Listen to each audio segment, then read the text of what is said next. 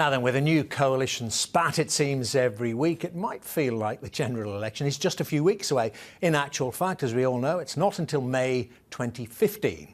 That's because it was agreed and then set in stone when David Cameron and Nick Clegg formed this government. But was that a mistake? And would everyone be better off if we had an election this year? Well, I'm joined now by Tony Blair's former political director, Matthew Doyle, YouGov's head of political research, Joe Twyman, and the Observer's chief political commentator, Andrew Rawnsley. Very good to see you all. Let's discuss. And Andrew, that is the point where I talked there. You know, we're hearing within various departments of them fighting like cats in a sack. You know, that toys are being thrown out of prams on a regular basis. Yes, I think this was probably inevitable whenever the date of the election, because as it came into view, both the Liberal Democrats and the Conservatives would start to differentiate themselves and be more aggressive about articulating and advertising where they differed from each other. So if you imagine it would only going to be a four-year parliament, a four-year government, I think this process would have just started a bit earlier. I think both parties have to be quite careful in that it's not necessarily a very good advertisement for them if they get into lots and lots of bitter rows. And especially the Liberal Democrats, who've told us there's a great virtue in having a coalition, won't look so virtuous if they spend the next 17 months or so tearing each other's eyes out. But, I mean, Matthew Doyle, what is to be done, you know, for the next 17 months if there is this disjuncture within government? Can they actually achieve much, or they just got to sit on their hands and pretend that they're not fighting? Well, I think this is the challenge. I mean, anyone who's been in government will tell you that if you know what you want to do, then the time flies by. I think the problem with this government is that David Cameron gives every sense of wanting to be Prime Minister, but no sense of knowing why he wants to be Prime Minister. And that's why you've got this sense of him being sort of buffeted by his backbenchers, buffeted by issues that they want to raise rather than he wants to raise, and not having a core agenda that he can bring the national conversation back to.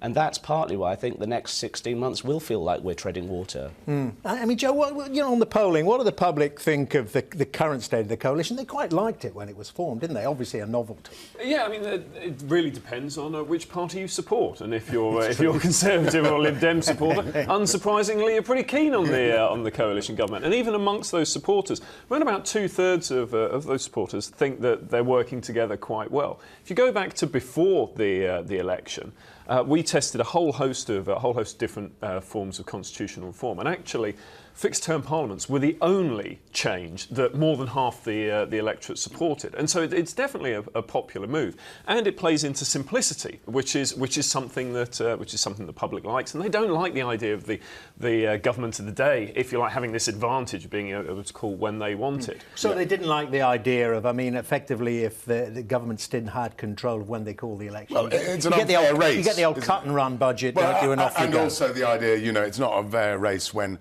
the Prime Minister of the day gets to fire the starting pistol. I'm not sure, actually, we'll ever get away from fixed-term parliaments now, because a Prime Minister would have to go to Parliament and say, I'm going to repeal this legislation to get back this right, this extra perk of being able to call the day of the general election. I mean, Labour hasn't actually said it would repeal this legislation. We may, whether you like them or not, now be stuck with it. From a public opinion point of view, it's never going to fly, because the idea of anyone standing up and saying, I would like to take back some powers, please. It just, especially politicians. Particularly politicians. It just doesn't work. But I think that brings you to you, Matthew. I think the slightly counterintuitive thing about having a fixed-term parliament is actually it has added to the lame duck period that you can see a government going into before the general election, because it's on the horizon, we know where it is, and so therefore by the very nature of knowing when it's going to be, it becomes a focal point. In a way, previously, the sort of day-to-day business of government would continue. I think Matthew makes a good point. And the other thing it's done on the other side is it's delayed Labour's process of thinking through and telling us what its policies are going to be, which would have happened earlier if you're either uncertain about the day or you think it's going to be a four-year parliament. There's been quite a lot of delay in that. And Joe, I was wondering, you know, could it even add to the public cynicism about politicians in that, you know, I mentioned cut-and-run budgets, when, you know, you could have that budget in the spring and not call the election for a few weeks afterwards. People might think there was a general election coming, but you didn't know it. Now the budget in particular of March 2015 or whatever it is, we know what's coming immediately after that. Yeah. Well, that's true to a certain extent, but at the same time, certainly for the past few elections, people have had a pretty good idea when the elections are going to be. And would things have been any different this time around? Have we not had fixed-term parliaments? Probably not. It probably would have stayed the same course. The other thing worth pointing out is that actually the public don't really pay that much attention to the idea of who's calling it or when it's being called. Instead, it's just something that exists out there. This is when the election will probably be, or this is when the election will definitely be, and that's just something that people keep in Andrew, mind. it brings into question here the type of growth. I was having a discussion with Douglas Carswell about that. He thinks it's the wrong type of growth, that it's consumer and debt-led all over again. You know, there are two arguments about this, that the government needs time for that to bed in and really show the fruits, or that it might turn out to be transitory. There's a big external shock and it all disappears in a year's time. I mean, I think at the moment both the Tories and the Lib Dems are jolly grateful that they decided to go for a 5-year. 4-year was discussed when they had the coalition negotiations, 5 years, because they've needed the extra time. George Osborne especially grateful, I would have thought. They've needed the extra time in the hope that recovery will take hold. But you're right, it's an interesting risk for them if in fact they are inflating too much of a bubble, especially in housing.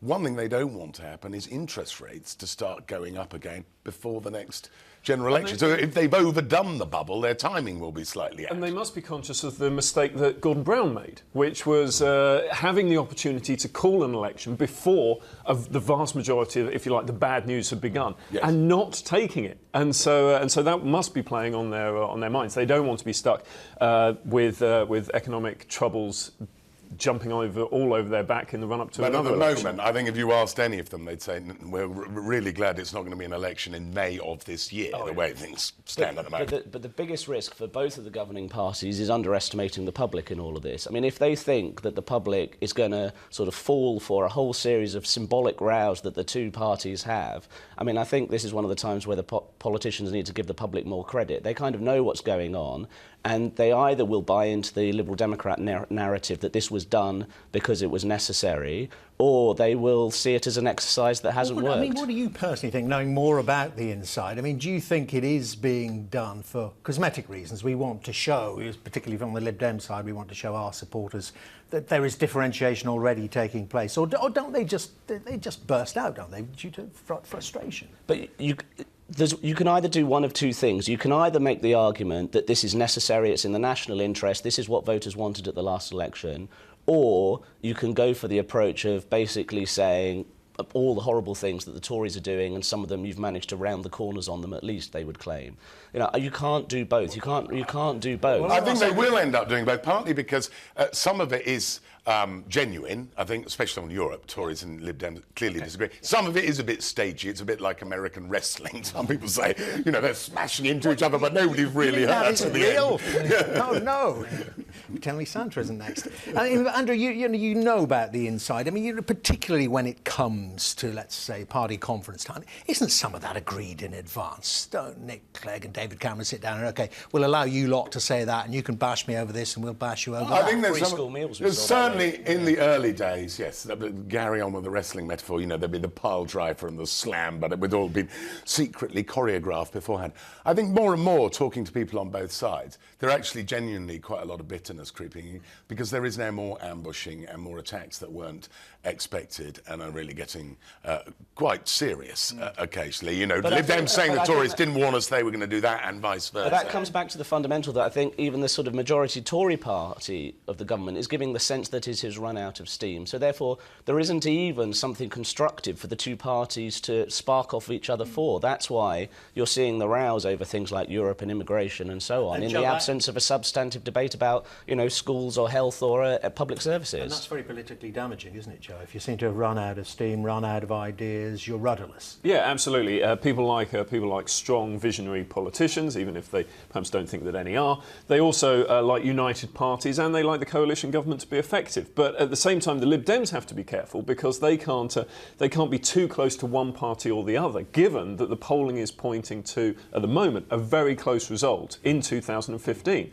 And so they can't be seen to be jumping into bed with one party, only to find out that they have to be with the others later on. And on that, I mean, Andrew, what are the big issues to deal with? I mean, the big issue at the moment is migration, immigration, you know, in particular when it comes to the EU. But we're not going to have a referendum until 2017. Well, if at all. I mean, we'll see. Exactly. If we get one. The other one is the economy, and you've just kind of got to sit back and hope it... Well, it's true, but there are a huge issue exposed just in the last few days about further deficit reduction and cuts. George Osborne, I think this is a big stark divide. George Osborne saying the Conservatives would look to find half the money from non-pensioner welfare benefits. Both Labour and the Liberal Democrats saying we don't want to do that. I think that's a very important choice. Don't you say that and then you have an election because you want that to be the dividing line. You don't want to have to then bring in the cuts. You want to say, OK, do you support them or don't you, Labour? It's not going to happen. I think you might be panting for one. It's not going to be election. And there has to be pretty extraordinary circumstances where both the Labour and the Conservatives think it's in their interests to have a general election for it to happen any sooner. But that is the point. That is the point. We kind of glossed over that point. We kind of missed it a bit, Matthew. It's about Labour's policy portfolio. There, in particular, as Andrew's pointing out, is you've got one of the so-called dividing lines, and Labour has to now start coming up with those responses pretty urgently and in some detail. I totally agree, and I think the stuff that we've seen this weekend, for example, from Tristram Hunt on teaching and looking at standards of teaching is exactly the sort of stuff that we need. I think voters are looking for a bit more red meat from the Labour Party, and you're going to see in the coming weeks that stuff coming out. But I think there's also a problem for the Labour Party when it comes to sort of knowing how to handle the Liberal Democrats that there always has been, which is around the fact that the Liberal Democrats aren't actually one party. You know, the Liberal Democrat Party in the south, where they win votes off the Tories, is very different to the Liberal Democrat appeal in the north, where were winning seats off Labour, and those are certainly seats that Labour expects to pick up at the next election. I just want to ask you, Joe, about, I mean, you know, is there an appetite, do you feel there, have you done any polling on it for another coalition, whichever parties it may be made up of? Well, it's really difficult to say because people are judging in a hypothetical context, and so they like the idea of collaborative politics, but sometimes they don't. They're not so supportive of the reality. OK, and there we must end it, and we must wait to find out for 17 minutes. How long? Darn it. OK, Joe Twyman, Matthew Doyle, Andrew Rawnsley, thank you all very much indeed.